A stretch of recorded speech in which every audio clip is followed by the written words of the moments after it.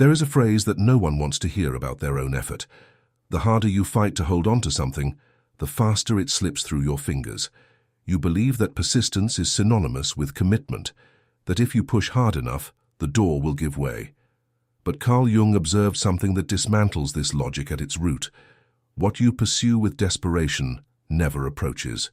It retreats at the same speed as your anxiety. And what you abandon without forcing often turns around and walks toward you.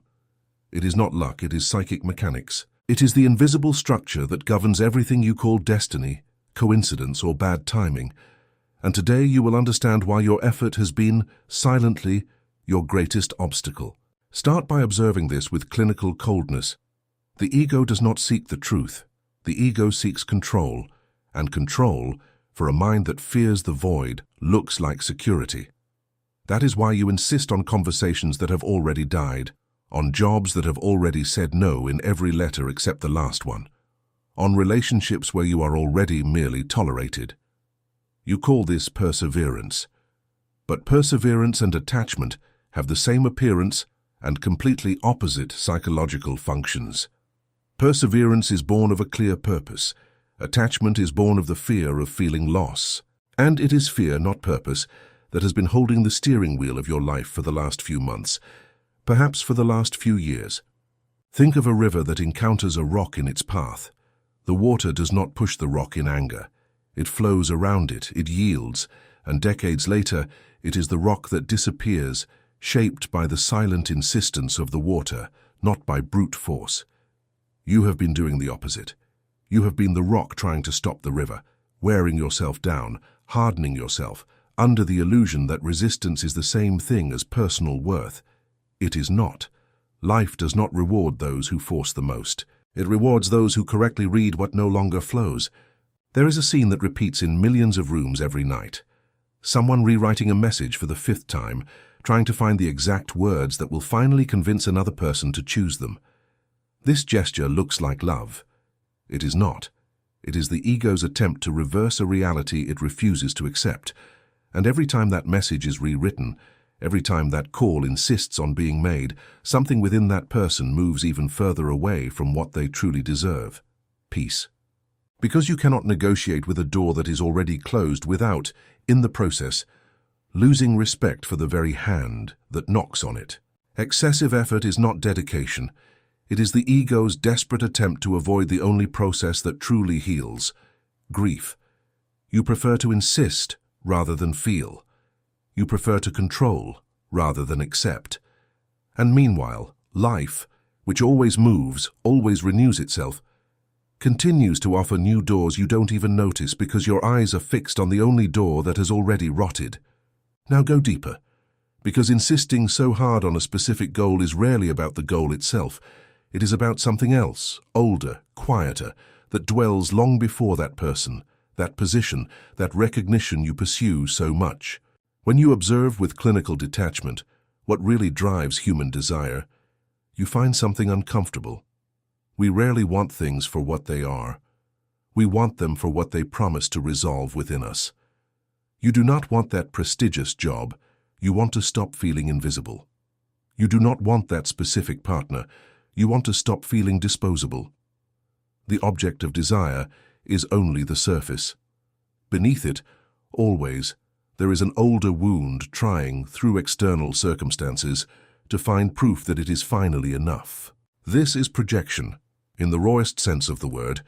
You take a deficiency that was born at home, in childhood, from a look that was missing, from an approval that never came, and you project it outward into the world, hoping that someone or something external will finally pay this old emotional debt. The problem is simple and relentless. No one can pay a debt they don't even know exists. You hope that professional success will cure the feeling of not being seen. You hope a relationship will cure the feeling of not being lovable enough. And even when you get the position, even when you get the partner, the wound remains, because it was never about the position or the partner. It was always about a child who, at some point, learned they needed to be more to deserve attention. Notice the gears. You don't fall in love with the person. You fall in love with the function they serve for your wound. If you grew up feeling you had to strive to be noticed, you will fall for someone who is distant. Because distance triggers the old script of, I have to earn it. If you grew up feeling you had to take care of others to have value, you will fall for someone who needs to be saved. Because saving is the only language of love you've learned to speak fluently. This is not romance. It is repetition disguised as destiny. And the same mechanism operates in your ambitions. The person who obsessively competes for professional recognition, most of the time, is not seeking success. They are trying to silence for a few seconds the inner voice that called them insufficient for years. The problem is that this voice is not silenced by external achievements. It is only silenced when it is heard, faced, processed. Until that happens, each external victory lasts for the length of a sigh, and soon the void returns, demanding the next proof, the next step, the next validation. It is a thirst that external water never satisfies, because its origin was never physical. It was emotional. It is exactly at this point, when you recognize that what you seek out there is in fact a mirror of what still hurts inside, that most people stall, because looking at this wound requires courage that no one taught you, and that is why I prepared the Código do Despertar for you. It is no longer a generic motivational course, promising to transform your life in 7 easy days. It is a 60-day inner map, built on the psychology of Carl Jung, designed to take you, with surgical precision, from vague restlessness to a clear direction. Each day delivers an objective lesson, a conceptual key, a question that cuts deep, a statement to reprogram an old belief. You read, perform a practical micro-action, and record the reflection in your journal, not as an abstract therapeutic exercise, but as a real process of individuation, the path to becoming who you genuinely are, rather than who your old wounds trained you to pretend to be. If you feel, at this exact moment, that you are tired of chasing compensations and ready to find the origin, the first pinned comment has the full access. Comment "Eu escolho a verdade" and commit now to the version of you that hasn't been found yet. Returning to the gears that govern the obstacles in your life, they are never random. And here Jungian psychology becomes especially uncomfortable because it takes away your ability to outsource the blame. Notice the pattern. You end a relationship swearing never to accept disrespect again, and 3 years later, you are sitting in the same emotional chair with a different face in front of you, repeating the same script of neglect. You change jobs, convinced that the problem was the boss, and in the new position, you find another authority figure who triggers exactly the same feeling of never being enough. This is not a statistical coincidence. It is the psyche repeating an unresolved conflict until it is finally seen, because that which does not become conscious continues to manifest as external destiny. Jung called this a complex, an emotional core, usually formed in childhood, charged with intense psychic energy that operates behind the scenes of the mind, filtering perceptions, choices, and reactions without you realizing it. You do not choose, consciously repeating the pattern. The complex chooses for you, disguised as intuition, as the right type of person, as this job is perfect for me. And as long as the complex remains in the shadows, it will continue to rewrite the same chapter with different characters. The anxiety that paralyzes you before an important decision is rarely about the decision itself. It is the body signaling that that territory activates an old wound. Perhaps the fear of disappointing, perhaps the dread of being abandoned for not meeting an expectation. The creative block that keeps you from finishing that project is rarely laziness. It is the deep-seated fear that, by exposing yourself completely, you will be judged as insufficient, and it is safer for the ego to never finish than to finish and be rejected. The repetition of financial failures is rarely a lack of competence. It is often an unconscious and ancient belief about not deserving abundance, absorbed at some point when money and love became confused within a family. This means that the obstacle, when looked at head-on, ceases to be an enemy and becomes a messenger. It points with surgical precision exactly to where consciousness has not yet arrived. And here is the turning point that most people ignore. Stopping the repetition of the pattern does not require more effort. It requires exactly the opposite. It requires the courage to stop running from your own shadow and finally look at it.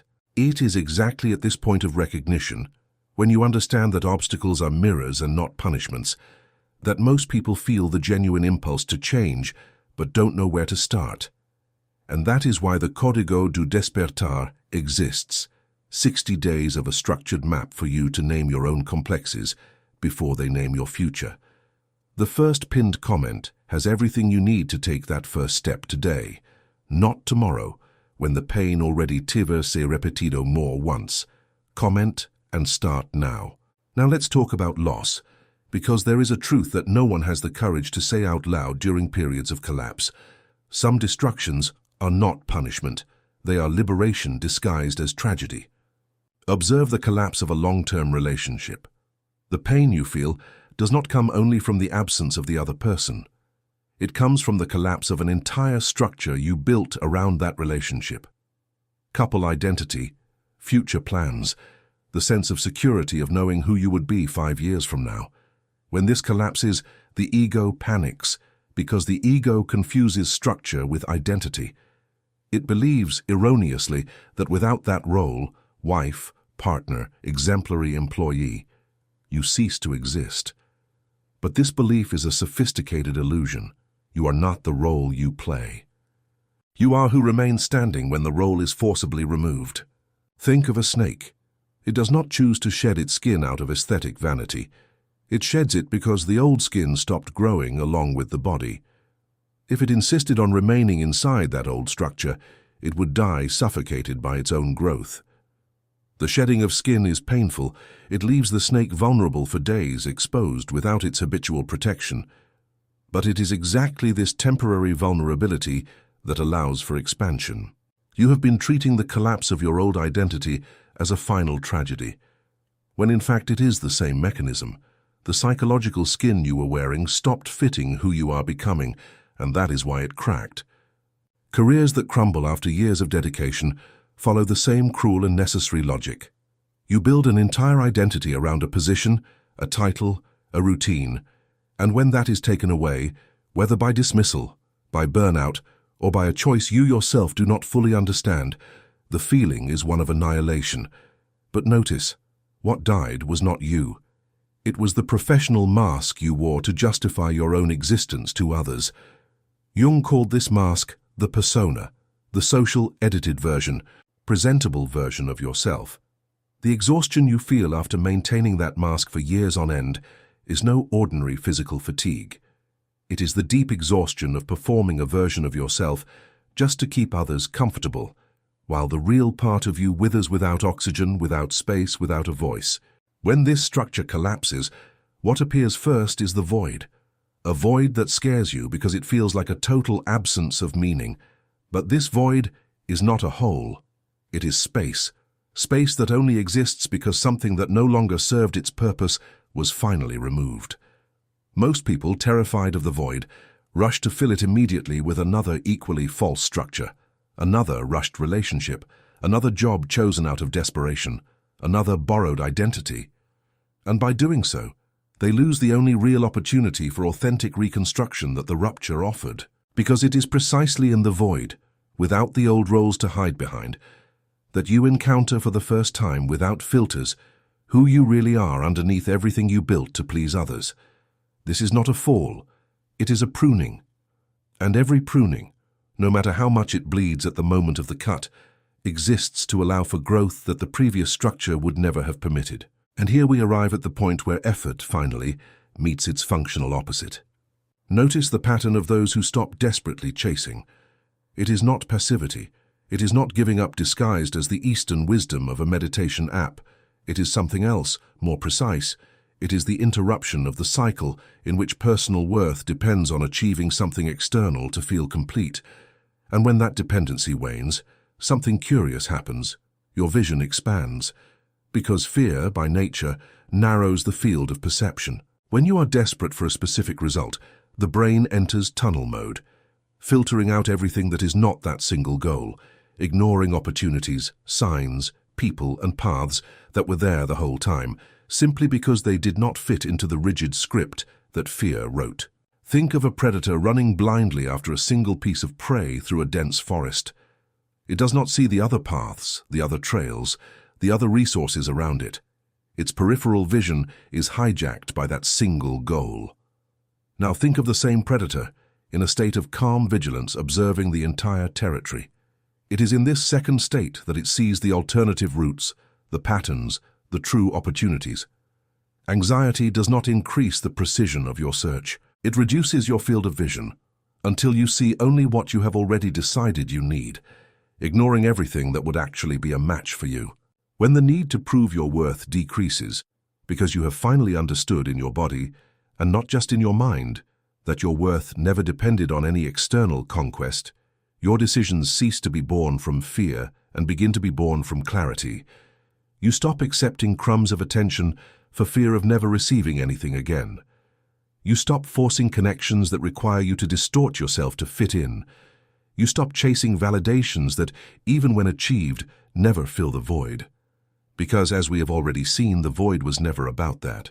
And paradoxically, because the human psyche loves cruel and precise ironies, it is exactly when you stop chasing that the right things begin to draw near.